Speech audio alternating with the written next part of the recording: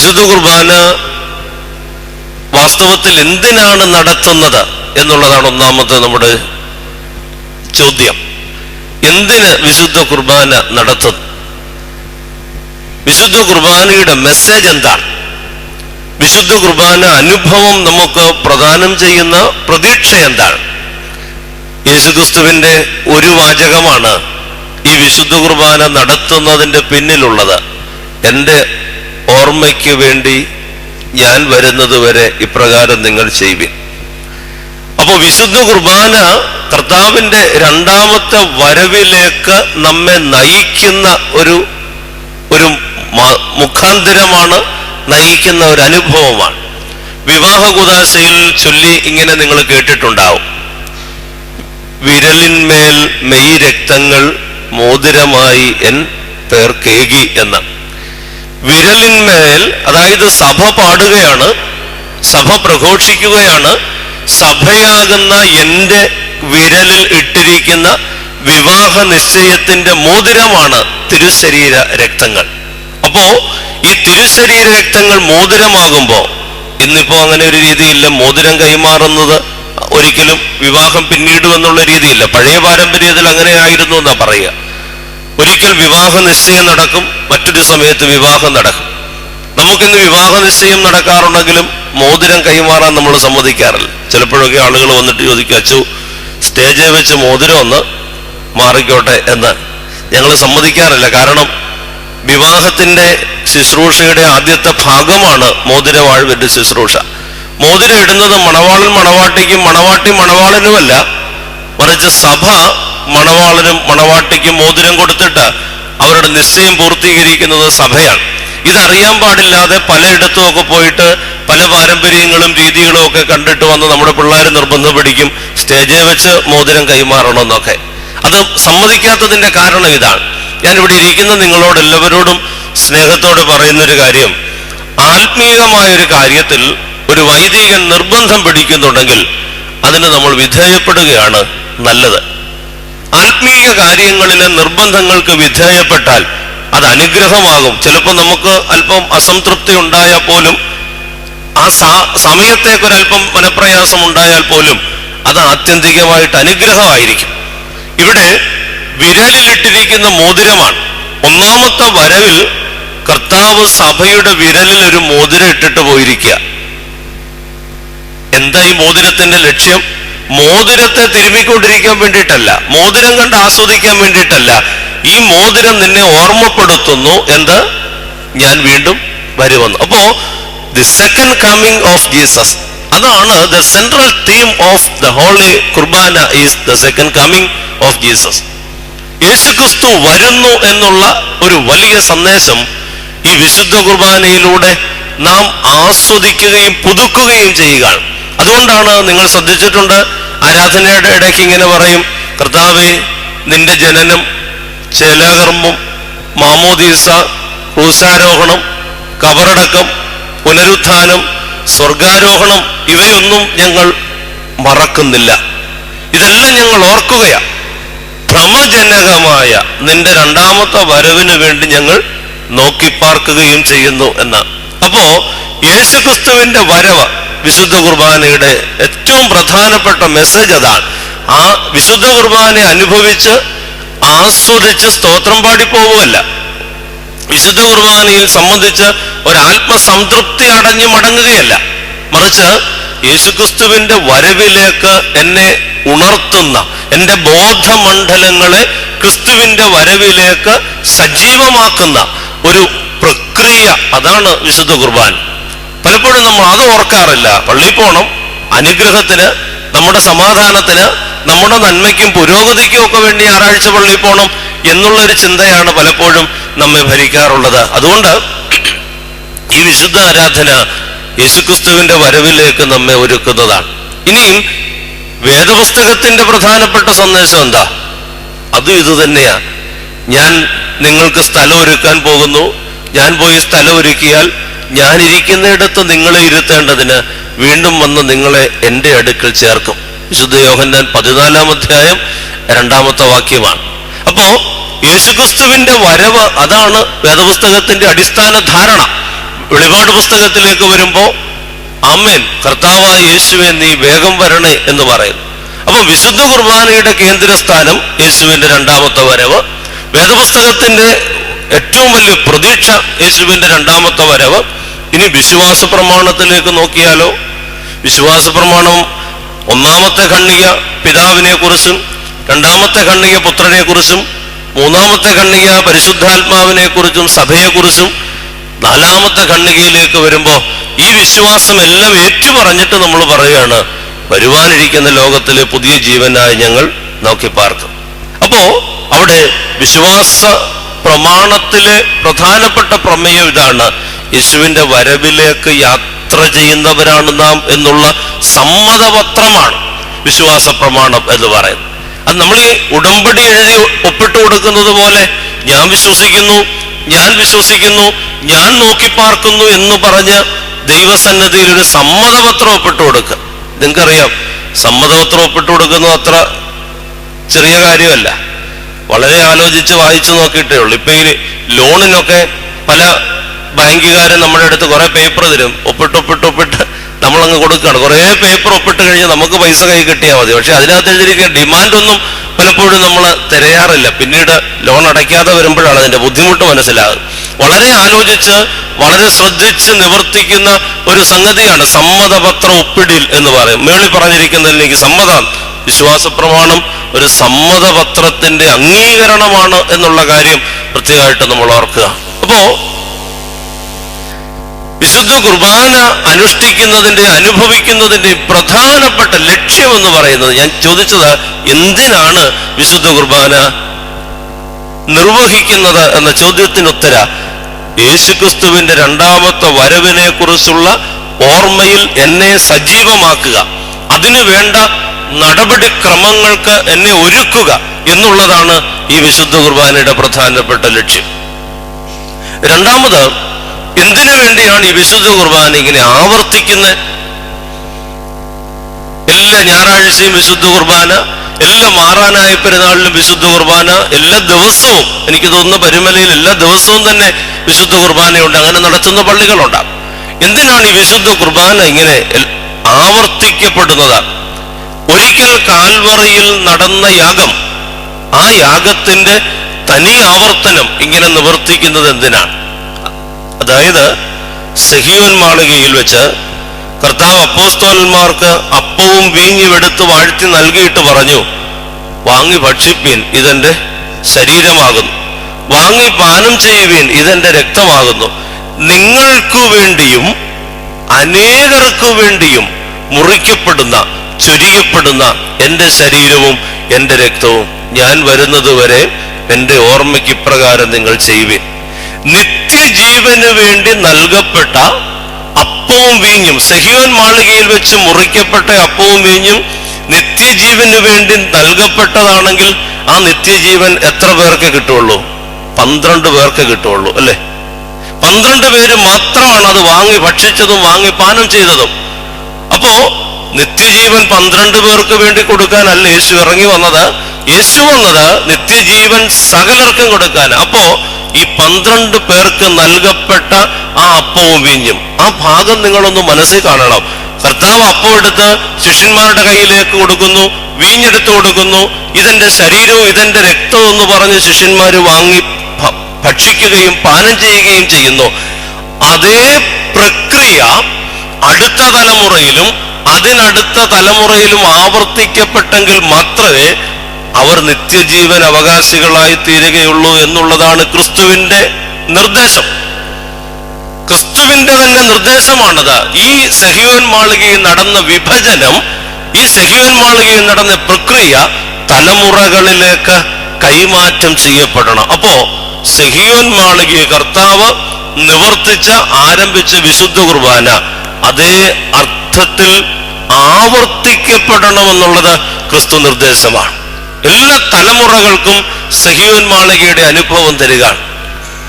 ഈ യെരൂശലേമിലൊക്കെ പോകുന്ന ധാരാളം ആളുകളുണ്ട് നമ്മുടെ.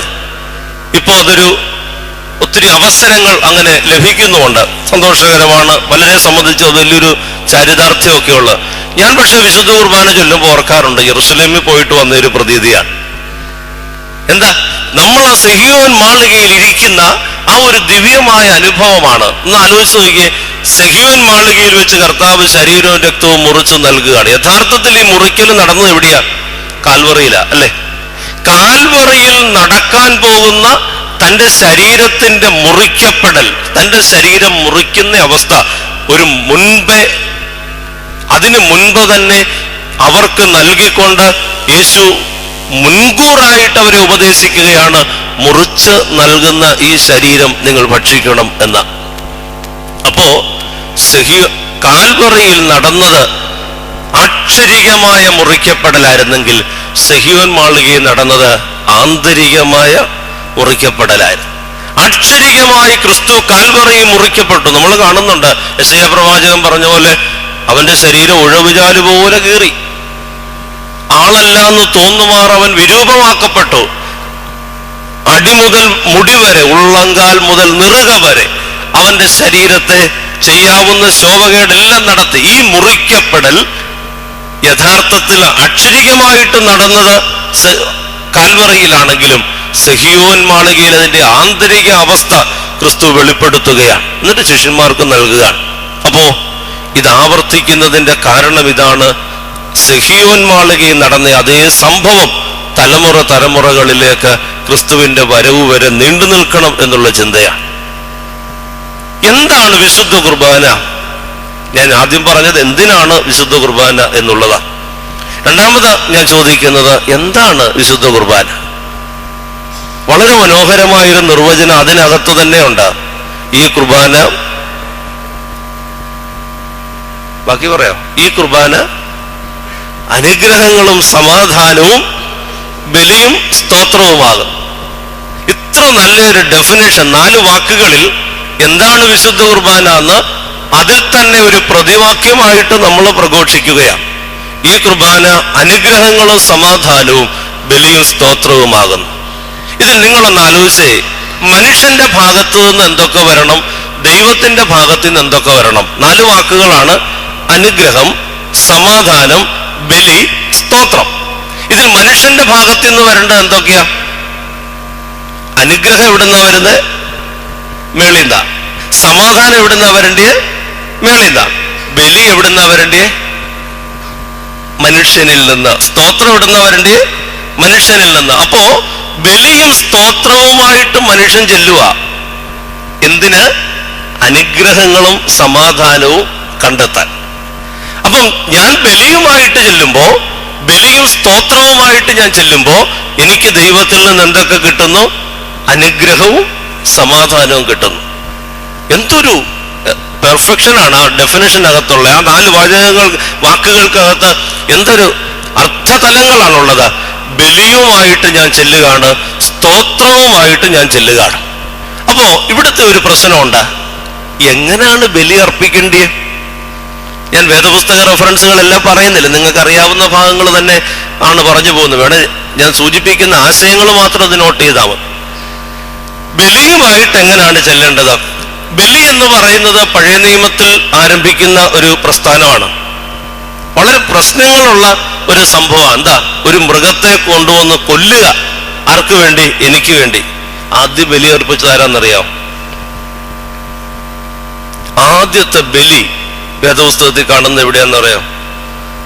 നമ്മുടെ ഹാബേലിന്റെ യാഗം അല്ലെ? ഹാബേല് ആടിനെ ദൈവത്തിന് കൊടുത്തു. ആദ്യത്തെ യാഗമായിട്ട് പരിഗണിക്കപ്പെടുന്നത് ഹാബേലിന്റെ. അതുകൊണ്ട് കാഴ്ചകളെ കുറിച്ച് വിശുദ്ധ കുർബാനയെ തന്നെ നിങ്ങൾ ശ്രദ്ധിച്ചിട്ടുണ്ടാകും. ഹാബേലിന്റെ കാഴ്ച പോലെ എന്നൊക്കെ പറയുന്ന പ്രാർത്ഥന ഒന്നാമത്തെ യാഗമാണ്. ഹാബേലിന്റെ കാഴ്ചയിൽ തുടങ്ങി ഇങ്ങോട്ട് പിന്നെ ഇസ്രായേൽക്കാർ ബലിവസ്തുവുമായിട്ട് ദൈവത്തെങ്കിലേക്ക് വന്നു. ശ്രദ്ധിച്ചിട്ടുണ്ടോ ഈ ബലി എങ്ങനെ നടത്തുന്നതെന്ന്? പാപം ചെയ്യുന്ന ഞാൻ എനിക്ക് വേണ്ടി ഒരു മൃഗത്തെയുമായിട്ട് ദൈവസന്നിധി വന്നിട്ട് ദൈവത്തിന്റെ യാഗപീഠത്തിന്റെ മുമ്പിൽ നിന്നിട്ട് എൻ്റെ കൈ ഈ മൃഗത്തിന്റെ തല വെച്ചിട്ട് ഞാൻ ഈ പാപം മുഴുവൻ ഈ മൃഗത്തിലേക്ക് ചുമത്തുക. എന്നിട്ട് മൃഗത്തെ കൊല്ലും. മൃഗത്തിന്റെ രക്തം തളിക്കുമ്പോ ഞാൻ ശുദ്ധിയായി. പാപം മൃഗം എന്താ ചെയ്ത്? അപ്പോ ഈ ബലി എന്ന് പറയുന്ന പഴയ നിയമത്തിലെ സംഭവം പാപമോചനത്തിനുള്ളതാണ്. പക്ഷെ അത് ആര് നിർത്തലാക്കി? യേശു നിർത്തലാക്കി. ഞാൻ ആ വിഷയത്തിലേക്ക് പോകുന്നില്ല. എങ്ങനെയാണ് ബലി അർപ്പിക്കേണ്ടത്? ഒരു കണ്ടീഷൻ വേദപുസ്തകം പറയുന്നത് ഇങ്ങനെയാ: നീ ബലിയർപ്പിക്കാൻ പോകുമ്പോ, അത് ഞങ്ങളോടായിട്ടാ പറഞ്ഞിരിക്കുന്നത്, നീ ബലിയർപ്പിക്കാൻ പോകുമ്പോ നിന്റെ സഹോദരന് നിന്റെ നേരെ വല്ലതും ഉണ്ട് എന്ന് തോന്നിയാൽ ബലിവസ്തു അവിടെ വെച്ചിട്ട് ആദ്യം പോയി സഹോദരനോട് രമ്യമാവുക. അപ്പം ബലിയുടെ അടിസ്ഥാനം എന്ന് പറയുന്നത്, അടിസ്ഥാനപരമായ യോഗ്യത എന്ന് പറയുന്നത് എന്താ? ഒരു രമ്യതയാണ്, ഒരു നിരപ്പാണ്. മനുഷ്യൻ തമ്മിൽ നല്ല ബന്ധത്തിലാണെങ്കിലേ ഈ ബലി ദൈവസന്നിധിയിൽ പ്രസാദമാവുകയുള്ളൂ. അപ്പൊ ഒരു സോഷ്യൽ ഡയമെൻഷൻ അവിടെ ഉണ്ട്. എന്താ? നമ്മൾ തമ്മിലുള്ള ബന്ധവും കൂടെ ബലിയിൽ വളരെ പ്രധാനമായിട്ട് കണക്കിടുന്നുണ്ട്. അതുകൊണ്ടാണ് വിശുദ്ധ കുർബാനയിൽ പള്ളിക്കകത്ത് നിന്നുകൊണ്ട് തന്നെ നമ്മളൊരു രമ്യമാകാനുള്ളൊരു ശ്രമം നടത്താറുണ്ട്. എങ്ങനെയാ അത്?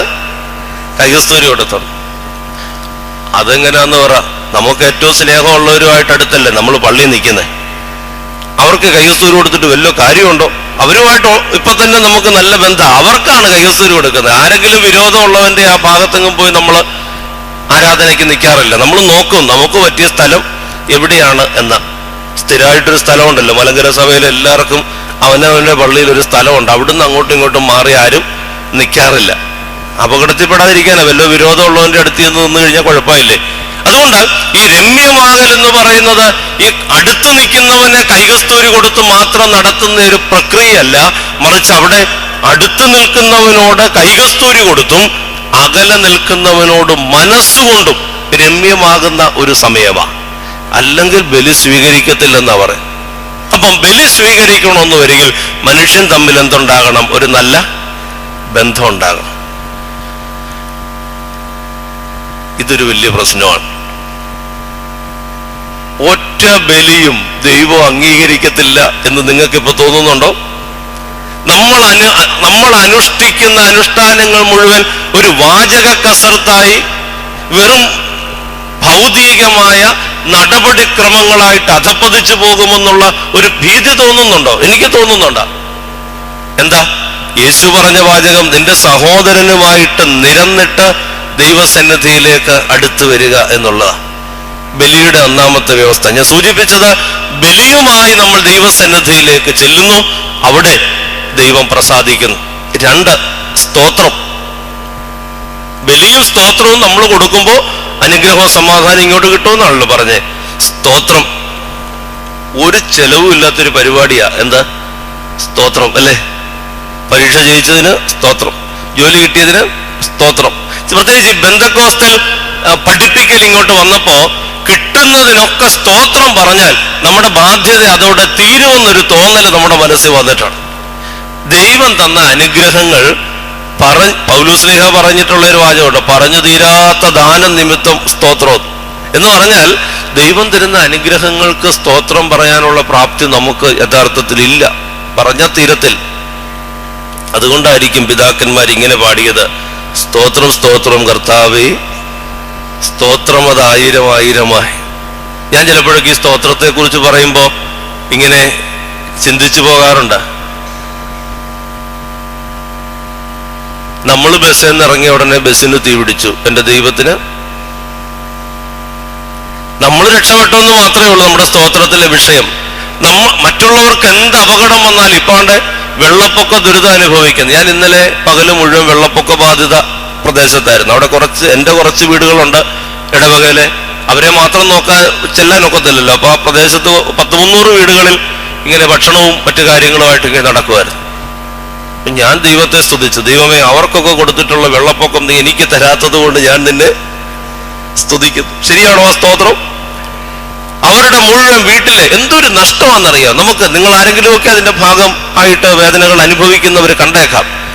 അവരനുഭവിക്കുന്ന നഷ്ടവും വേദനകളും ഒക്കെ വാക്കുകൾക്ക് വിശദീകരിക്കാനാവാത്ത. അപ്പൊ ഞാൻ ഇവിടെ ഒന്നുകൊണ്ട് പറയും, ഇങ്ങനെ കരയിൽ നിന്നുണ്ട് ദൈവത്തിന് സ്തോത്രം, അവന് കൊടുത്ത വെള്ളപ്പൊക്കം നീ എനിക്ക് തരാത്തത് കൊണ്ടാണ്. ശരിയാന്ന് എനിക്ക് തോന്നുന്നില്ല. നിനക്ക് സ്തോത്രം പറയണേ അങ്ങ് പറഞ്ഞു, അതിന് വല്ലവരുടെയും നാശവും വല്ലവരുടെയും പ്രശ്നങ്ങളും പറയേണ്ട കാര്യമുണ്ടോ?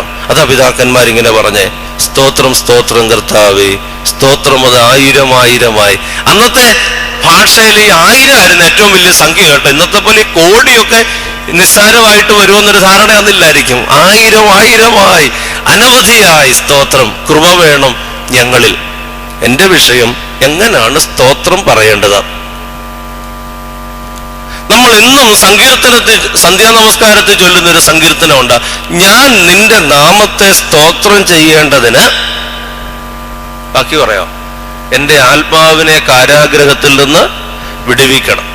അപ്പം കാരാഗ്രഹത്തിൽ കിടക്കുന്ന ആത്മാവിന് ദൈവത്തെ സ്തോത്രം ചെയ്യാൻ സാധിക്കത്തില്ല. എന്ത് ഈ ആത്മാവ് കാരാഗ്രഹത്തിലാകാന്ന് പറഞ്ഞാൽ, എന്റെ ഉള്ളിലേക്ക് ആത്മാവ് വന്നു കഴിഞ്ഞപ്പം അതെവിടെയായി?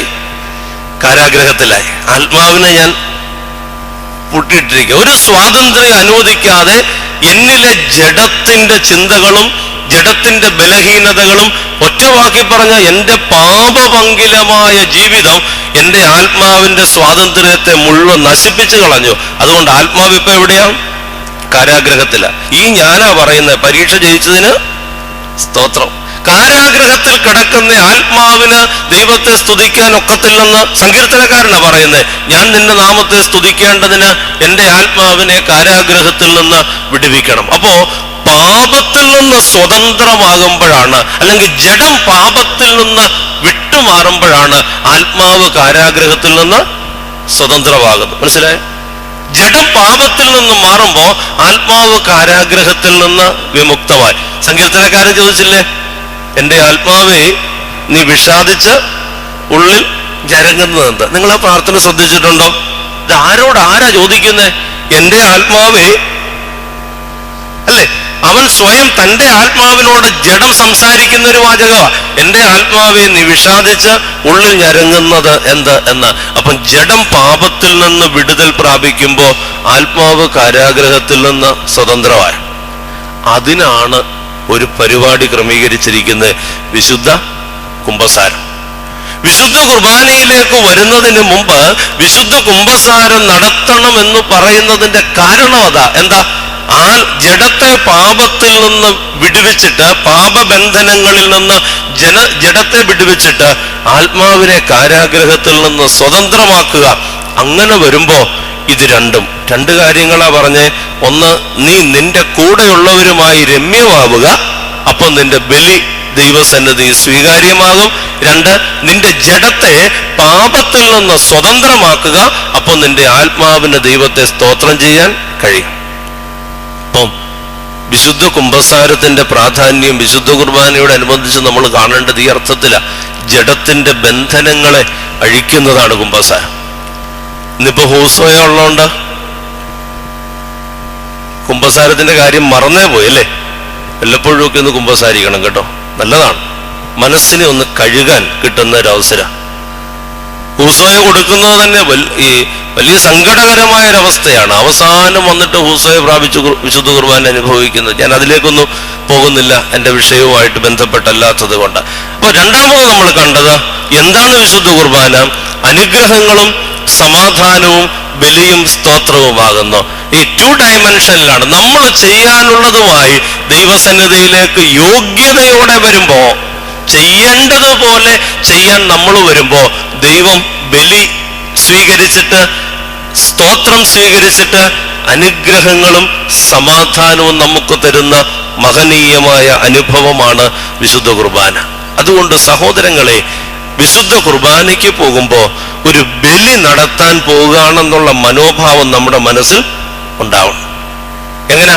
പണ്ടൊരു പശുവിനെയും അല്ല കാളയും കൊണ്ട്, അല്ലെങ്കിൽ ആടിനെയും കൊണ്ട്, അല്ലെ പ്രാവിനെയും കൊണ്ട് യെരൂശലേം ദേവാലയത്തിലേക്ക് ചുമന്നുകൊണ്ട് പോകുന്ന ആ ഒരുത്തന്റെ മനസ്ഥിതി ഇതിനെ ബലിക്ക് കൊണ്ടുപോവാണ് എന്ന് പറയുന്ന അതേ മനസ്ഥിതിയോടെ വേണം ഒരു ബലി നടത്താൻ പോകുന്ന സർവ സജ്ജീകരണങ്ങളോടും കൂടെ ഒരുക്കത്തോടെ വേണം, അതിനുള്ള ശ്രദ്ധയോടും ഏകാഗ്രതയോടും ലക്ഷ്യബോധത്തോടും കൂടെ വേണം യാഗപീഠമാകുന്ന ത്രോണോസിങ്കിലേക്ക് അല്ലെങ്കിൽ ദേവാലയത്തിലേക്ക് കടന്നു വരാൻ.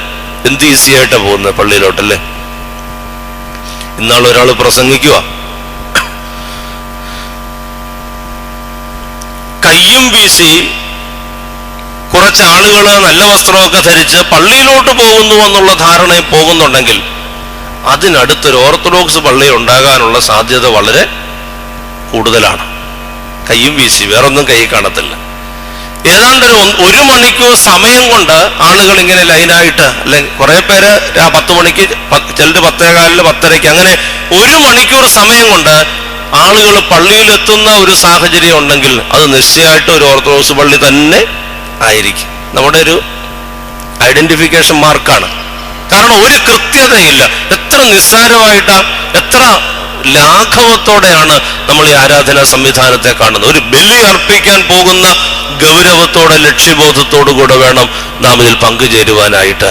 1 നിരപ്പിന്റെ ബലി, 2 പാപബന്ധനങ്ങളിൽ നിന്ന് മോചനം നേടിയിട്ടുള്ള സ്തോത്രം. ഇതുമായിട്ട് ചെല്ലാമെങ്കിൽ എന്തൊക്കെ കിട്ടും? അനുഗ്രഹവും സമാധാനം കിട്ടും.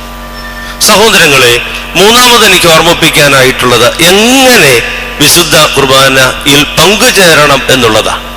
ഒന്നാമത് ഞാൻ പറഞ്ഞത് എന്തിനാണ് വിശുദ്ധ കുർബാന അർപ്പിക്കുന്നത്, 2 എന്താണ് വിശുദ്ധ കുർബാന, 3 എങ്ങനെയാണ് അതിൽ ഭാഗഭാക്കാകേണ്ടത്. ഇത് മുഴുവൻ ഞാൻ പറഞ്ഞു കഴിയുമ്പോൾ എൻ്റെ വിചാരം നിങ്ങൾ വിശുദ്ധ കുർബാന അനുഭവം നിർത്തുമെന്നാണ്. ഒന്നാമത്, വിശുദ്ധ കുർബാനയുടെ ഒരുക്കം ആരംഭിക്കുന്നത് തലേ ദിവസം സന്ധ്യയ്ക്ക്. അതായത് ദിവസം തുടങ്ങുകയാണ്. തലേ ദിവസം സന്ധ്യയ്ക്ക് നമസ്കാരം മുഴുവൻ പൂർത്തീകരിക്കുക, വിശുദ്ധ കുർബാനയ്ക്ക് വേണ്ടി ഒരുങ്ങി നിലകൊള്ളുക. നോമ്പ് നിർബന്ധമില്ല, ഒരുങ്ങി നിലകൊള്ളുക എന്നുള്ളതാണ്. പ്രഭാതത്തിൽ എഴുന്നേറ്റ് യാമപ്രാർത്ഥനകൾ മുഴുവൻ നിവർത്തിക്കുക. വിശുദ്ധ കുർബാന സാധാരണഗതിയിൽ 6-ാം മണി നമസ്കാരം കഴിഞ്ഞിട്ടാണ് നടത്തുന്നത്. ആ സമയം വരെയുള്ള യാമപ്രാർത്ഥനകളെ പൂർത്തിയാക്കുക. 1 പ്രാർത്ഥനയിലുള്ള ഒരുക്കം. ഇതിനിടയ്ക്ക് അനുതാപത്തിന്റെ സങ്കീർത്തനങ്ങൾ വായിക്കണം, നല്ല നല്ല കാര്യങ്ങൾ ധ്യാനിക്കണം. ഇതൊക്കെ പിതാക്കന്മാർ അഡീഷണൽ ആയിട്ട് പറയുന്നുണ്ട്. പ്രാർത്ഥനയിലുള്ള ഒരുക്കം.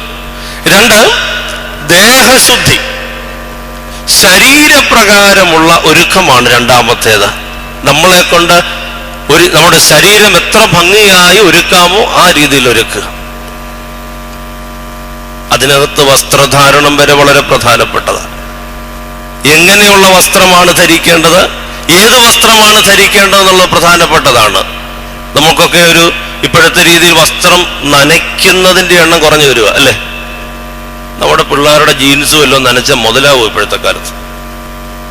നനയ്ക്കാൻ കൊള്ളുന്ന വസ്ത്രമല്ലല്ലോ അവരിടുന്നത്. ഒരു ഇടിയിൽ ഇട്ട് കഴിഞ്ഞാൽ പിന്നെ കുറേ ദിവസത്തേക്കാ പുതിയ വസ്ത്രമായിട്ട് വേണം വിശുദ്ധ കുർബാനയിൽ പങ്കുചേരാൻ. നിന്റെ പ്രായോഗികതയൊന്നും ഇവിടുത്തെ പ്രശ്നമല്ല. നിനക്ക് നനയ്ക്കാനൊക്കുമോ നനയ്ക്കാൻ മേലോ എന്നുള്ളത്. അത് സാരിയാണെങ്കിലും കൊള്ളാം, ഏത് വസ്ത്രമാണെങ്കിലും കൊള്ളാം. വിശുദ്ധ കുർബാന അനുഭവിക്കാനാണ് വരുന്നതെങ്കിൽ വേറെ എവിടെയെങ്കിലും ഇട്ടുകൊണ്ട് പോയിട്ട് രണ്ടാമത് എന്നുള്ള നിലയിലല്ല. ഇതിനു മുമ്പ് പള്ളിയിൽ പോയിട്ട് ആ കൂട്ടത്തിൽ ഭക്ഷണവും കഴിച്ചിട്ട് പിന്നെ ഇട്ടുകൊണ്ട് വരുന്നതുമല്ല. പള്ളിയിലാ പോയതെങ്കിൽ, ഞങ്ങളൊക്കെ പള്ളി മാത്രം മിക്കവാറും പോകുന്നേ അല്ലേ. പള്ളി പോയത് കൊണ്ട് ആ വസ്ത്രം ധരിക്കാവുന്നില്ല. ആ വസ്ത്രം വിശുദ്ധ കുർബാന അനുഭവത്തിന് വേണ്ടി ക്രമീകരിക്കപ്പെട്ടിരിക്കുന്ന വസ്ത്രമാണെങ്കിൽ, മറ്റ് പള്ളിയിൽ നിന്ന് എന്തെങ്കിലും ഭക്ഷണം കഴിച്ചാൽ പോലും പിന്നീട് ആ വസ്ത്രം പിന്നീടൊരു വിശുദ്ധ കുർബാനയ്ക്ക് അനുഭവത്തിന് പര്യാപ്തമല്ല. വസ്ത്രധാരണം വരെ വളരെ പ്രധാനപ്പെട്ടത്. നമ്മുടെ ആളുകളൊക്കെ കുറേയൊക്കെ പക്വതയുള്ള ആളുകളൊക്കെ വെള്ളവസ്ത്രമേ ധരിക്കാറുള്ളൂ, അല്ലെങ്കിൽ ലൈറ്റ് കളറേ ധരിക്കാറുള്ളൂ ആരാധനയെ സംബന്ധിക്കുമ്പോൾ. വസ്ത്രധാരണത്തിലുള്ള ഒരുക്കമാണ് രണ്ടാമത് എനിക്ക് ഈ ശരീരപ്രകാരമുള്ള ശുദ്ധിയാണ് രണ്ടാമത് ഓർമ്മിപ്പിക്കാനായിട്ടുള്ളത്. മൂന്നാമത്തെ ഒരു ഭാവമാണ് ഞാനിപ്പോ പറഞ്ഞതുപോലെ അനുതാപത്തിന്റെ ഒരു ഒരുക്കം. അതായത് ചെയ്ത കുറ്റങ്ങളെ ഏറ്റുപറഞ്ഞ്, അതാ ഹൂസോയോ അല്ലെ വിശുദ്ധ കുമ്പസാരം എന്ന് പറയുന്നത്. ചെയ്ത പാപങ്ങളെ ഏറ്റുപറഞ്ഞ് നിലവിളിച്ചുകൊണ്ട് സങ്കടപ്പെട്ട് കരഞ്ഞ് ദൈവസന്നിധിയിലേക്ക് മടങ്ങിയെത്തുന്ന ഒരു സ്ഥിതിവിശേഷം. ഏറ്റവും പ്രധാനപ്പെട്ട ഒരു കാര്യമാണ് വിശുദ്ധ കുർബാനയിൽ ആദ്യം മുതൽ അവസാനം വരെ സംബന്ധിക്കുക എന്ന് പറയും.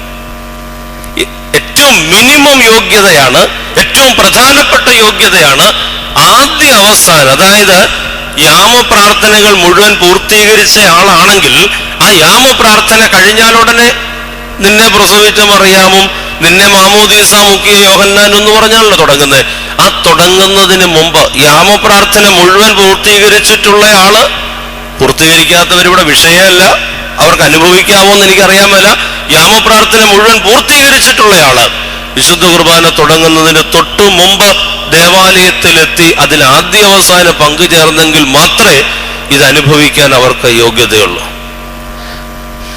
അങ്ങനാണെങ്കിൽ ഏവൻഗേലിയം കഴിഞ്ഞ് വരുന്നവർ പോയി ഹൂസോയെ പ്രാപിക്കുന്നത് ശരിയാണോ? കാസായും പിലാസായും എടുത്ത് പടിഞ്ഞാട്ട് വന്നു കഴിഞ്ഞിട്ട് പിന്നെയും പോയി ഹൂസോയെ പ്രാപിച്ച് വിശുദ്ധ കുർബാന അനുഭവിക്കുന്നത് ശരിയാണോ? ഇവിടെ ഹൂസോയോ അല്ല പ്രധാനപ്പെട്ട വിഷയം, മറിച്ച് നിന്റെ യോഗ്യത മറ്റു തരങ്ങളിൽ നീ ഒരുക്കപ്പെട്ടിട്ടുണ്ടോ എന്നുള്ളതാണ്. ഓർക്കുക, ആദ്യ അവസാനം ആരാധനയിൽ പങ്കുചേരുക എന്നുള്ളത് വിശുദ്ധ കുർബാന അനുഭവത്തിന്റെ അടിസ്ഥാന യോഗ്യതയാ. അപ്പൊ നമുക്ക് എന്തോ ചെയ്യാനൊക്കുന്നേ? എന്റെ പപ്പായുടെ ഓർമ്മയാ, അല്ലെ എന്റെ അമ്മച്ചിയുടെ ഓർമ്മയാ, ഇന്ന് വിശുദ്ധ കുർബാന അനുഭവിക്കണം എന്നൊക്കെ വിചാരിച്ച് വളരെ താല്പര്യത്തോടെ ഞാൻ ഒരുങ്ങിയതാണ്. ഞാൻ ചെന്നപ്പം വിശുദ്ധ കുർബാന ആരംഭിച്ചു കഴിഞ്ഞു. പപ്പായുടെ ഓർമ്മയായതുകൊണ്ട് ഇന്ന് തന്നെ അനുഭവിച്ചേ അടങ്ങൂ എന്ന് നിർബന്ധം പിടിക്കുന്നതാണോ ശരി?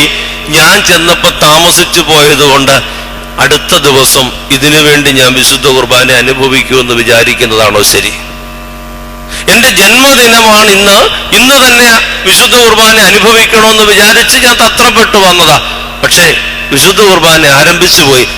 ആരംഭിച്ചാൽ നീ അയോഗ്യനായി എന്നാണ് എനിക്ക് പറയാനുള്ളത്. കാരണം ഇത് സംബന്ധിക്കാതെ എങ്ങനെയാ? കാലം ചെയ്ത ഡൽഹി ഭദ്രാസനത്തിന്റെ അഭിമന്യ പീലക്സിനോസ് തിരുമേനി, അദ്ദേഹം കാലം ചെയ്യുന്നതിന് മുമ്പ് കഴിഞ്ഞ 1-2 വർഷം മുമ്പ് ഞാൻ ഡൽഹിയിലൊരു പ്രോഗ്രാമിന് ചെന്നപ്പോ ഹോസ്കാസിൽ പള്ളി ചെന്നു. അപ്പൊ അവിടുത്തെ അച്ഛൻ ആദ്യത്തെ വിശുദ്ധ 2 സർവീസാണ് അവിടെയുള്ള. ആദ്യത്തെ കുർബാന അച്ഛൻ നടത്തി, 2ാമത്തെ സർവീസിന് ഞാൻ ഒരുങ്ങി നിൽക്കുക. വിശുദ്ധ കുർബാന കഴിഞ്ഞിട്ട് അച്ഛന് മൊബൈൽ ഫോണിൽ സംസാരിക്കുന്നതാണ്. അപ്പൊ എനിക്ക് വലിയ ആകാംക്ഷയായി, അച്ഛൻ ഈ ഫോണിൽ സംസാരിക്കാൻ, വിശുദ്ധ കുർബാന തീർന്നില്ലല്ലോ, വിശുദ്ധ കുർബാന അനുഭവിക്കാനിരിക്കുന്നതേ ഉള്ളൂ. അതിനു മുമ്പ് അച്ഛൻ ഈ ഫോണിൽ സംസാരിച്ച വിഷയം എന്താണെങ്കിലും ഒന്നറിയണം. ഞാൻ അന്നേരം ചോദിക്കാൻ ഒക്കത്തില്ല, ഞാൻ വിശുദ്ധ കുർബാനയ്ക്ക് വേണ്ടി കയറാൻ പോവാണ്. ഇറങ്ങിക്കഴിഞ്ഞ ഇതെല്ലാം കഴിഞ്ഞ് അച്ഛൻ ഫ്രീ ആയപ്പോൾ ഞാൻ ചോദിച്ചു, എന്തായിരുന്നു അച്ഛൻ ഇത്ര ഗൗരവത്തോടെ സംസാരിക്കാനുള്ള കാരണം എന്താ? അത്രയ്ക്ക് ആ അംശവസ്ത്രം ധരിച്ചുകൊണ്ട് മൊബൈൽ ഫോണിൽ സംസാരിക്കേണ്ട കാര്യം എന്താ? അതാണ് എന്നെ ഭരിച്ച വിഷയം. അച്ഛൻ പറഞ്ഞു, തിരുമേനി വിശുദ്ധ കുർബാന അനുഭവിക്കണമെന്ന് ആവശ്യപ്പെട്ടിരുന്നു ഒരാളിലൂടെ. അപ്പൊ അച്ഛൻ അതിനുള്ള ക്രമീകരണം ചെയ്തു. എന്നാൽ പിന്നെ തിരുമേനി വിളിച്ചിട്ട് പറഞ്ഞു വിശുദ്ധ കുർബാന വേണ്ട. അപ്പൊ അച്ഛനാകെ കൺഫ്യൂസ്ഡ് ആയി. അച്ഛൻ വിശുദ്ധ കുർബാന അനുഭവിച്ച് തീർക്കുന്നതിന് മുമ്പ് ഒന്നുകൂടെ തിരുമേനിയെ നേരിട്ട് വിളിച്ച് കൺഫേം ചെയ്യാറുണ്ട്. എന്താ തിരുമേനി അങ്ങനെ പറഞ്ഞേ? ഞാൻ കൊണ്ടുതരാം, എനിക്ക് ബുദ്ധിമുട്ടൊന്നുമില്ല. ഇനി എനിക്ക് എന്തെങ്കിലും അസൗകര്യം പള്ളിയിലെ തിരക്ക് കാരണമാണ് എന്നൊക്കെ തിരുമേനിക്ക് തോന്നിയിട്ടാണെങ്കിൽ അത് പ്രശ്നമില്ല, ഞാൻ കൊണ്ടു തന്നോളാം എന്നാണ് അച്ഛൻ പറഞ്ഞത്. അപ്പൊ എനിക്ക് തോന്നി അതിനകത്തൊരു അനൗചിത്യമില്ല അച്ഛൻ വിളിച്ചതിനകത്ത്. പക്ഷെ എന്നെ ബാധിച്ച വിഷയം ഇതാ. തിരുമേനി അച്ഛനോട് പറഞ്ഞു, അച്ചു, ഞാൻ വിശുദ്ധ കുർബാനയിൽ പങ്കെടുത്തില്ല, ഞാനൊന്ന് കേട്ട പോലുമില്ല, ഞാൻ എങ്ങനെയാണ് വിശുദ്ധ കുർബാന അനുഭവിക്കുക? ഞാൻ ഓർക്കുക, എൻ്റെ ആശയത്തോട് വളരെ യോജിക്കുന്ന ഒരു അഭിപ്രായമാണ് ഇത്. ഞാൻ എങ്ങനെയൊന്നും വായിച്ചിട്ട് നിങ്ങളോട് പറയുന്നതല്ല. വിശുദ്ധ കുർബാനയിൽ പങ്കെടുക്കാത്ത ഒരാൾക്ക് എങ്ങനെ വിശുദ്ധ കുർബാന അനുഭവിക്കാൻ ഒക്കും എന്നുള്ളത് വളരെ ഗൗരവമുള്ള വിഷയമാണ്. നമ്മളിപ്പോ ഏതെങ്കിലും തരത്തിൽ വിശുദ്ധ കുർബാന അനുഭവിക്കാൻ രോഗിയായിട്ട് കിടക്കുമ്പോഴൊക്കെ അവരുടെ അല്ലെങ്കിൽ നമ്മുടെ ഒരു ആത്മസംതൃപ്തിക്ക് വേണ്ടി കൊടുക്കുന്നു. വിശുദ്ധ കുർബാനയ്ക്ക് അതിൻ്റെതായ ശക്തിയും ബലവും ഒക്കെ ഉണ്ടെങ്കിലും അനുഷ്ഠാനത്തിൽ പങ്കെടുക്കുന്നവർക്കാണ് ഇത് ലക്ഷ്യമിടുന്നത് പ്രധാനമായിട്ടും. അതുകൊണ്ട് ഞാൻ ബാക്കിയുള്ളവരെ അങ്ങ് വിടുക, ഇതിന് പുറത്തുള്ളവരെയൊക്കെ. അനുഷ്ഠാനത്തിൽ ആദ്യം മുതൽ പങ്കെടുക്കാത്തവർക്ക് എങ്ങനെ വിശുദ്ധ കുർബാന അനുഭവിക്കാനൊക്കും? ഞാൻ ചെന്നപ്പോൾ താമസിച്ചു പോയെങ്കിൽ അത് വണ്ടി കിട്ടാഞ്ഞിട്ടോ, അത് മഴയായതുകൊണ്ടോ, അല്ലെങ്കിൽ എഴുന്നേറ്റ് താമസിച്ചോ, അല്ലെങ്കിൽ ഒരുങ്ങി താമസിച്ചോ, കാരണം എന്തായാലും താമസിച്ചു പോയാൽ വണ്ടി പോകും, അല്ലേ? നമുക്ക് വേണ്ടി നിൽക്കത്തില്ലല്ലോ വണ്ടി. ഫ്ലൈറ്റ് ആണെ അത് പോകും, ട്രെയിനാണെ അത് പോകും, ബസ്സാണെ അത് പോകും. വിശുദ്ധ കുർബാനയിൽ താമസിച്ചു പോയെങ്കിൽ ഞാൻ എടുക്കേണ്ട മാന്യമായ ആത്മീയമായ പക്വമായ തീരുമാനം ഇന്ന് അനുഭവിക്കേണ്ട. കാരണം ഞാൻ ആഗ്രഹിച്ചതാണ്, എന്നെ കൊണ്ട് സാധിച്ചില്ല, അതുകൊണ്ട് അടുത്ത ദിവസത്തേക്ക് മാറ്റുന്നതാണ് നല്ലത്. കാരണം യോഗ്യതയില്ലാതെ അനുഭവിക്കുന്നതിനേക്കാൾ, കൃത്യമായ ദിവസം യോഗ്യതയില്ലാതെ അനുഭവിക്കുന്നതിനേക്കാൾ, കൃത്യമല്ലാത്ത ദിവസം യോഗ്യതയോടെ അനുഭവിക്കുന്നതാണ് നല്ലത്.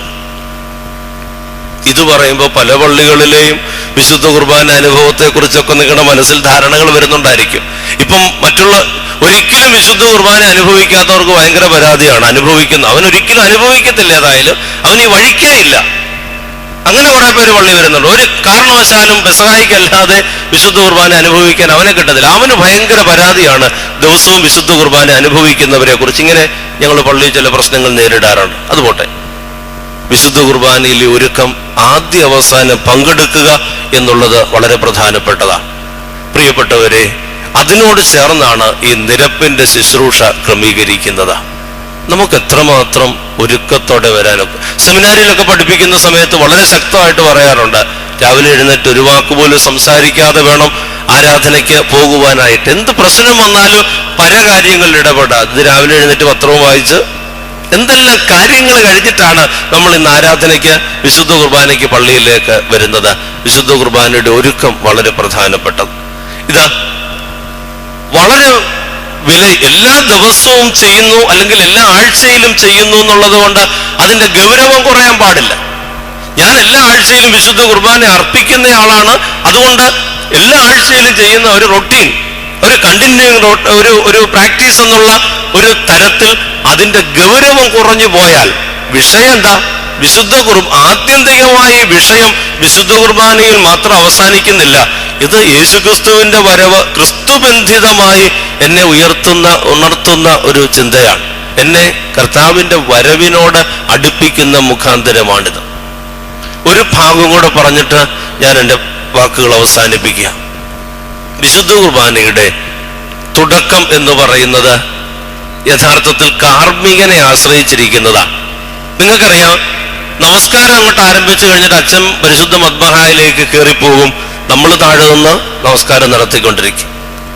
കേട്ടിട്ടുണ്ടല്ലോ, സക്കറിയാവ് ധൂപം അർപ്പിക്കാൻ പോയി, താഴെ നിന്ന് ജനം പ്രാർത്ഥിച്ചുകൊണ്ടിരുന്നു. സക്കറിയാവ് ധൂപം അർപ്പിക്കാൻ അകത്തേക്ക് പോയി, പ്രധാന മഹാവിശുദ്ധ സ്ഥലത്തേക്ക് പോയി, ജനം താഴെ നിന്ന് പ്രാർത്ഥിച്ചുകൊണ്ടിരുന്നു. ജനത്തിനൊരിക്കലും അകത്തേക്ക് പ്രവേശനമില്ലെങ്കിലോ അതുകൊണ്ട് ഞങ്ങൾക്ക് പണിയൊന്നുമില്ല എന്ന് പറഞ്ഞ് ജനം ചുമ്മാ നിൽക്കുമല്ല. ഈ അകത്തേക്ക് പോകുന്ന ആളിനു വേണ്ടിയും നിവർത്തിക്കുന്ന ശുശ്രൂഷയ്ക്ക് വേണ്ടിയും ദൈവത്തിന്റെ മഹാകരുണയ്ക്ക് വേണ്ടിയും പ്രാർത്ഥിച്ചുകൊണ്ട് താഴെ നിൽക്കുന്ന ജനം. നമസ്കാരത്തിന് എത്ര പേരുണ്ട് പള്ളി? ഇതൊന്നും എൻ്റെ വിഷയമല്ല. ഇതുവരെ ചിന്തിച്ചിട്ടില്ല ഇങ്ങനൊരു വിഷയം. താഴെ നിന്ന് മുകളിൽ നടക്കുന്ന, അകത്ത് നടക്കുന്നതിന്റെ അനുഗ്രഹത്തിന് വേണ്ടി പ്രാർത്ഥിക്കാനുള്ള ചുമതല എനിക്കും നിങ്ങൾക്കും ഇല്ലേ? ധൂപപീഠത്തിന്റെ വലത്തുഭാഗത്ത് ദൈവത്തിന്റെ മാലാഖയെ ദർശിക്കുന്ന സക്കറിയ പ്രവാചകൻ, അവൻ വലിയൊരു അത്ഭുതത്തിന്, അനുഗ്രഹത്തിന് വിധേയനാകും. എന്താ കാരണമെന്നറിയാവോ? താഴെ നിൽക്കുന്ന ജനത്തിന്റെ പ്രാർത്ഥനയുടെ ശക്തിയുണ്ട് അതിന്റെ പിന്നിൽ. അപ്പം ഇത് പട്ടക്കാരൻ പരിശുദ്ധ മദ്ബഹായിലേക്ക് കയറിപ്പോകുന്ന ആ ഒരു രംഗം, ജനം താഴെ നിന്ന് പ്രാർത്ഥിക്കുക. എന്താണ് ഇവിടെ പട്ടക്കാരൻ ചെയ്യുക? അവിടെ നടക്കുന്ന ശുശ്രൂഷയ്ക്ക് ഒരു പേര് പറയും, തുയോബോ ശുശ്രൂഷ എന്ന ഒരുക്കത്തിന്റെ ശുശ്രൂഷയാണ്. ഈ ഒരുക്കത്തിന്റെ ശുശ്രൂഷ, ഒരുക്കം എന്ന് പറഞ്ഞാൽ പുറമേ കാണുന്ന ശുശ്രൂഷയ്ക്ക് വേണ്ട ക്രമീകരണങ്ങൾ അകമേ ചെയ്തു വെക്കുന്നതാണ് ഈ ഒരുക്കം എന്ന് പറയുന്നത്. ഇതേക്കുറിച്ച് പിതാക്കന്മാർ നടത്തുന്ന ഒരു വ്യാഖ്യാനം എന്താണെന്നറിയോ? യേശുക്രിസ്തുവിന്റെ പരസ്യ ജീവിതമാണ് വിശുദ്ധ കുർബാനയിൽ പ്രധാനമായിട്ട് സ്മരിക്കപ്പെടുന്നത്. അപ്പൊ ബേത്ലഹേമിൽ ജനിക്കുന്നതിന് മുമ്പ് യേശു എവിടെ? അമ്മയുടെ ഉദരത്തിൽ. ഈ തുയോബോ ശുശ്രൂഷയെ കുറിച്ച് പറയുന്നത് മാതൃഗർഭത്തിൽ ഉരുവായ ക്രിസ്തുവിനെ ധ്യാനിക്കുകയാണ് തുയോബോയുടെ സമയം എന്നാണ്. വചനം ഗബ്രിയേലിലൂടെ ജഡമായി തീർന്ന് ആ ജഡത്തെ രൂപപരിവപ്പെടുത്തി ലോകത്തിന് ഒരു മനുഷ്യ ജന്മമായി പ്രദാനം ചെയ്യുവാൻ വേണ്ടി അമ്മ ഒരുങ്ങുന്ന ആ ഒരുക്കം പോലെ തന്നെ പ്രധാനപ്പെട്ടതാണ് ഇതെന്ന്. അപ്പോ കന്യകമറിയാം യേശുവിനെ ബേത്ലഹേമിൽ ലോകത്തിന് പരസ്യമായി നൽകുവാൻ വേണ്ടി നടത്തിയ ഒരുക്കത്തിന്റെയും സമർപ്പണത്തിന്റെയും ക്രമീകരണത്തിന്റെയും അനുസ്മരണം കൂടെയാണ് ഈ തുയോബോ ശുശ്രൂഷയിൽ നടത്തപ്പെടുന്നത്. രണ്ട് പ്രധാനപ്പെട്ട ക്രമങ്ങളാണ് നമുക്ക് ഉള്ളത്. ഒന്ന്, അഹറോന്റെ ക്രമം എന്ന് പറയും. ഈ അഹറോന്റെ ക്രമം എന്ന് പറയുന്നത് നിങ്ങൾക്കറിയാം. അഹറോൻ ആരാ? പഴയ നിയമത്തിലെ ഒന്നാമത്തെ പുരോഹിതൻ. പുരോഹിതന്മാരുടെ ശ്രേണിയിൽ ഒന്നാമൻ അഹറോൻ, പ്രവാചകന്മാരുടെ ശ്രേണിയിൽ ഒന്നാമൻ മോശ. ഇങ്ങനെ ഒരു ഡിഫറൻസിയേഷൻ ഉണ്ട്. പക്ഷെ മോശയെയും പുരോഹിതനായിട്ട് ചിലപ്പോൾ പരിഗണിക്കാറുമുണ്ട്. അപ്പോൾ അഹറോൻ എന്ന് പറയുന്നത് പൗരോഹിത്യ ശ്രേണിയിൽ ഒന്നാമനാണ്. അഹറോന്റെ മക്കളാണ് പഴയ നിയമത്തിലെ പുരോഹിതന്മാരെല്ലാവരും. രണ്ട് കാറ്റഗറിയാണുള്ളത്. നമ്മൾ കേട്ടിട്ടുള്ള പോലെ ലേവി ഗോത്രം ഇസ്രായേലിന്റെ പൗരോഹിത്യ ഗോത്രമാണെങ്കിലും ലേവിയരെല്ലാം പുരോഹിതന്മാരല്ല. അവർക്കെല്ലാവർക്കും അച്ഛന്മാരായിട്ട് ശുശ്രൂഷ ചെയ്യാനൊക്കത്തില്ല. അഹറോന്റെ മക്കൾ മാത്രം, ആ ശ്രേണി വരുന്നവർ മാത്രമാണ് പുരോഹിതന്മാരായിട്ടുള്ളത്. ഈ അഹറോനോട് ദൈവം പറഞ്ഞു, നീ സമാഗമന കൂടാരത്തെ ശുശ്രൂഷിക്കാൻ വരുമ്പോ കുറെ വേഷവിധാനങ്ങളൊക്കെ നിനക്ക് വേണം. നീ അണിയേണ്ട കുറെ വേഷങ്ങളുണ്ട്. കാരണം സാധാരണ നിലയിൽ നീ നടക്കുമ്പോൾ ധരിക്കുന്ന വസ്ത്രവും എന്റെ അതിവിശുദ്ധ സ്ഥലത്ത് വരുമ്പോൾ ധരിക്കുന്ന വസ്ത്രവും തമ്മിൽ, നിന്റെ സാധാരണ ജീവിതവും ഇതിന്റെ അസാധാരണത്വവും തമ്മിൽ വ്യത്യാസപ്പെടുത്തി കാണിക്കുന്ന ഒരു വസ്ത്രധാരണ ആകണം. നിങ്ങൾ കണ്ടിട്ടുണ്ട് അച്ഛന്മാരുടെ വസ്ത്രത്തിന്റെ രീതിയൊക്കെ നമ്മൾ സാധാരണ ധരിക്കുന്ന പോലെ ഒന്നും അല്ലല്ലോ. എന്താ കാര്യം? സാധാരണ ജീവിതത്തിന്റെ അവസ്ഥയും ഇതിന്റെ അസാധാരണത്വവും വെളിപ്പെടുന്ന വേഷവിധാനങ്ങളാ. കുറേ ശ്രേഷ്ഠമായ മേൽത്തരമായ വേഷവിധാനങ്ങൾ കൊണ്ട് അഹറോന്റെ ശുശ്രൂഷയെ വേർതിരിക്കുവാൻ, സാധാരണത്വത്തിൽ നിന്ന് വ്യത്യസ്തപ്പെടുത്തി കാണിക്കുവാനായിട്ട് ദൈവം ആഗ്രഹിച്ചു. ഈ വേഷവിധാനങ്ങളുടെ പ്രസക്തി അതാണ്. ഒരു വേഷമില്ലാതെ സാധാരണക്കാർ നിങ്ങളിടുന്ന അതേ വേഷത്തിൽ ഞങ്ങൾക്ക് വേണമെങ്കിൽ ശുശ്രൂഷ നിർവഹിക്കാൻ പറ്റില്ലായോ? പക്ഷേ ഇതിന്റെ സാധാരണത്വത്തിന്റെയും അസാധാരണത്വത്തിന്റെയും വ്യത്യസ്തത വെളിപ്പെടുത്തുകയാണ് വേഷവിധാനങ്ങളുടെ ലക്ഷ്യം. അപ്പൊ അഹറോൻ പൗരോഹിത്യ ശുശ്രൂഷ ചെയ്യാനായിട്ട് ദൈവം കൊടുത്ത കുറെ വേഷങ്ങളുണ്ട്.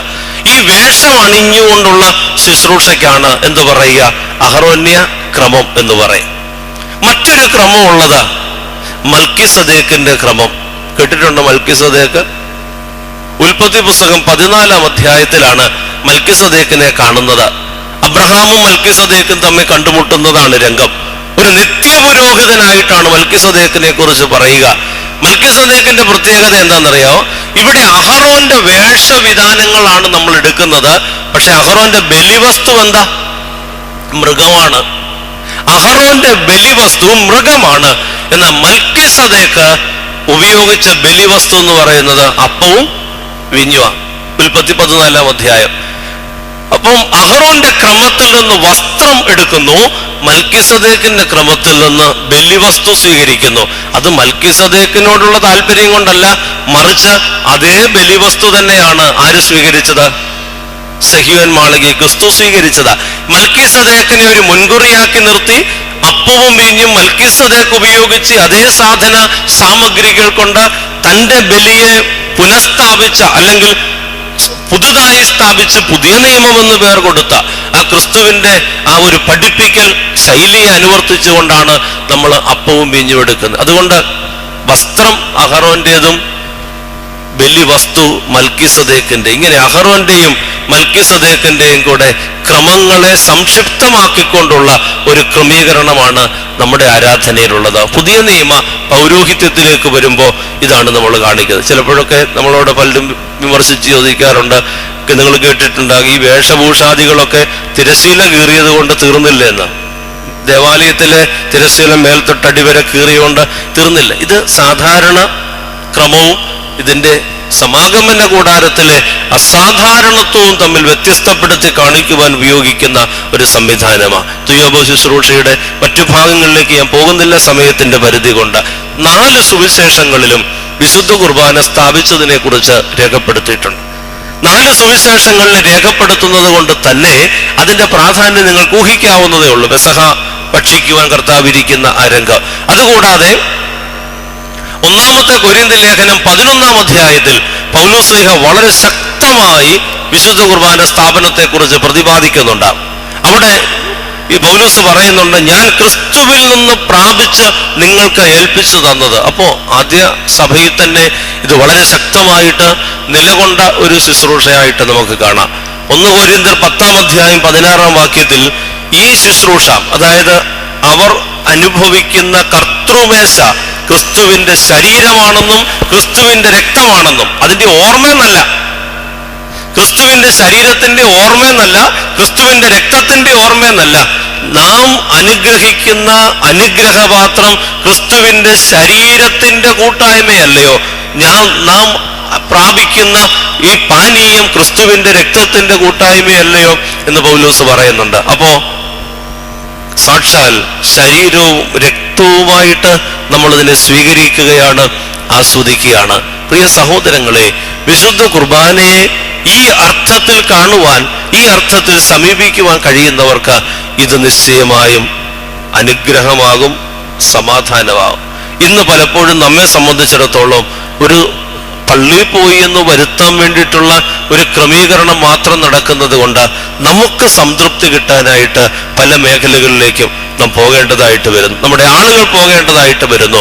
കൃത്യമായി ഒരുക്കത്തോടെ വിശുദ്ധ ആരാധനയെ സംബന്ധിക്കുക, ആരാധനയുടെ അർത്ഥം മനസ്സിലാക്കുക. ഇതിൻ്റെ ഒത്തിരി അകത്തേക്ക് പോയി കഴിഞ്ഞാൽ ഇന്ന് തീരത്തില്ലാത്തത് കൊണ്ടാണ് ഞാനിത് ഇവിടം കൊണ്ടങ്ങ് സ്റ്റോപ്പ് ചെയ്യുന്നത്. ഇതിൻ്റെ വിശുദ്ധ കുർബാനയുടെ ഓരോ ഭാഗങ്ങളിലൂടെയും നാം പ്രയാണം ചെയ്യുമ്പോൾ നമ്മൾ ക്രിസ്തുവിനോടുകൂടെ അവന്റെ ശിഷ്യന്മാരിരുന്ന ആ ഒരു അനുഭൂതിയിലേക്ക് വരികയാണ്. സഹീയോൻ മാളികയിലെ മുറിക്കപ്പെടൽ, കർത്താവ് തന്റെ അപ്പമെടുത്ത് വാഴ്ത്തി നുറുക്കി ശിഷ്യന്മാർക്ക് കൊടുത്തു എന്ന് പറയുമ്പോൾ അതിന്റെ തൊട്ടടുത്തിരുന്ന് അത് ഭക്ഷിക്കുന്ന ഒരനുഭവത്തിലേക്ക്, അത് സ്വീകരിക്കുന്ന ഒരനുഭവത്തിലേക്ക് നാം ഉയരുകയാണ്. ആ ഒരു അനുഭൂതി എന്ന് പറയുന്നത് നമ്മിൽ ഉണ്ടാക്കുന്ന ചലനം അദ്വിതീയമാണ്. നമുക്ക് വാക്കുകൾക്ക് വിശദീകരിക്കാൻ ആവാത്ത അനുഭവമാം. ആകയാൽ ഈ ഒരു പഠനം നമ്മുടെ ആരാധനാ ജീവിതത്തെ കുറെ കൂടെ സമ്പന്നമാക്കട്ടെ, കുറെ കൂടെ സജീവമാക്കട്ടെ എന്ന് ഞാൻ പ്രാർത്ഥിക്കുകയാണ്. ഞാൻ പറഞ്ഞല്ലോ, വിശുദ്ധ കുർബാനയിലേക്ക് നമ്മൾ അടുത്തു വരുമ്പോൾ നമ്മളാണ് നമുക്ക് ഒരു ഡിസിപ്ലിൻ ഉണ്ടാക്കേണ്ടത്. അച്ഛൻ എന്തു പറഞ്ഞുവെന്നോ സഭ എന്തു പറയുന്നു ഉള്ളതിനപ്പുറത്ത് എത്ര യോഗ്യതയിലേക്ക് നമ്മൾ വരുന്നു, അതിനനുസരിച്ച് നമ്മൾ അനുഗ്രഹിക്കപ്പെട്ടവരാകും. ഒന്നാമത് നാം കാണുന്നത് എന്തിനാണ് വിശുദ്ധ കുർബാന നിർവഹിക്കുന്നത് എന്നുള്ളതാണ്. ഒന്നാമത് വിശുദ്ധ കുർബാനയുടെ നിർവഹണം നാം പൂർത്തീകരിക്കുന്നത് ഇത് എല്ലാ തലമുറകളിലേക്കും ഈ നിത്യജീവൻ ലഭ്യമാകാൻ വേണ്ടി. ക്രിസ്തു 12 പേർക്ക് വിഭജിച്ചു കൊടുത്ത നിത്യജീവന്റെ ഭക്ഷണപാനീയങ്ങളെ, ശരീരരക്തങ്ങളെ എല്ലാ തലമുറയ്ക്കും അതേ അർത്ഥത്തിൽ ലഭിക്കുവാൻ വേണ്ടി വിശുദ്ധ കുർബാന ആവർത്തിക്കുകയാണ്, സജീവമാക്കി നിലനിർത്തുകയാണ്. അതിനേക്കാൾ പ്രധാനമാണ് യേശുക്രിസ്തുവിന്റെ രണ്ടാമത്തെ വരവിലേക്ക് നമ്മെ ബന്ധിപ്പിക്കുന്ന വിശുദ്ധ കുർബാന. ദ സെൻട്രൽ തീം എന്ന് പറയുന്നത് ക്രിസ്തുവിന്റെ വരവിലേക്ക് നമ്മെ ഉയർത്തുന്നു എന്നുള്ളതാണ്. വിശുദ്ധ കുർബാനയെ സംബന്ധിക്കുക, അത് അനുഭവിക്കുക, അതിൽ ആത്മസംതൃപ്തി കണ്ടെത്തുക എന്നുള്ളതല്ല. അത് എൻ്റെ വിരലിലിട്ടിരിക്കുന്ന മോതിരമാണ്, വിവാഹ നിശ്ചയത്തിന്റെ മോതിരമാ.